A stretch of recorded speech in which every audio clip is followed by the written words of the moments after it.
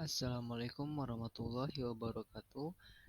Sebelumnya izin memperkenalkan diri, nama saya Muhammad Rizal Halim dengan NPM 211705108. Di sini saya ingin mempresentasikan materi tentang pengelompokan jenis operasi set instruksi.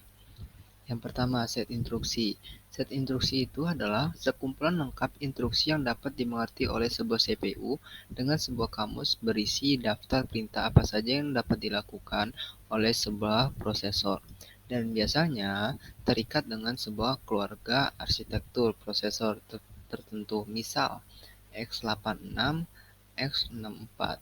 Instruksinya berbentuk machine code atau bahasa mesin.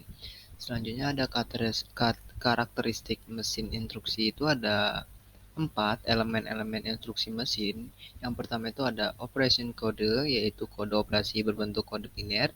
Yang kedua ada source operand reference, yaitu operan adalah input operasi. Yang ketiga itu ada result operand reference, yaitu merupakan hasil atau keluaran operasi. Yang selanjutnya, yang keempat, next interaction reference element. Ini menginformasikan CPU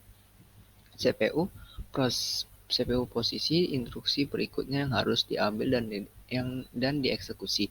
Selanjutnya ada operan dari suatu sistem operasi dapat berada pada ada 3. Yang pertama, memori utama atau memori virtual.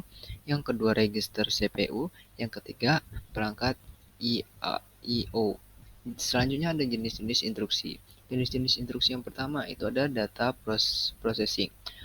Data processing ini merupakan jenis pemrosesan yang dapat mengubah data dan data menjadi informasi atau pengetahuan. Pemrosesan data ini sering menggunakan komputer sehingga bisa berjalan secara otomatis. Setelah diolah, data biasanya mempunyai nilai yang informatif.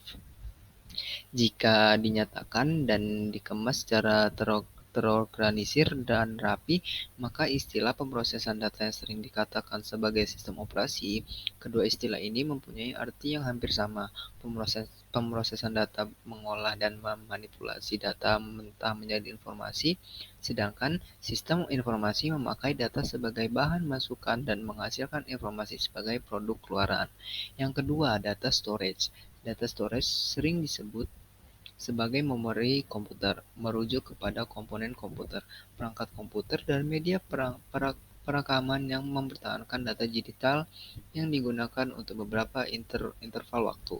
Penyimpanan data komputer menyediakan salah satu 3 fungsi inti dari komputer modern. Yang pertama, memperhatikan informasi, yang merupakan salah satu komponen fundamental yang terdapat di dalam semua komputer modern dan memiliki keterkaitan dengan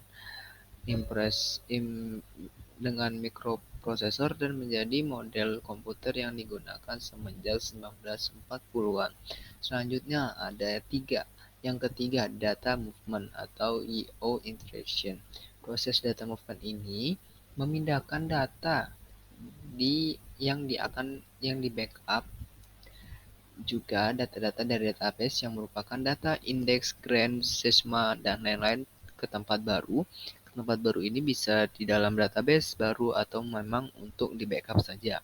Yang keempat ada control test and bridge interaction. Untuk kendali bahasa control unit atau CU adalah salah satu bagian CPU yang bertugas untuk memberikan arahan kendali kontrol terhadap operasi yang dilakukan di bagian ALU atau Arithmetic Logica Unit.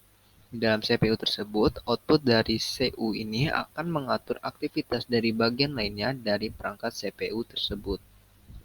Sekian presentasi dari saya. Jika kurang dan ada salah kata, saya mohon maaf.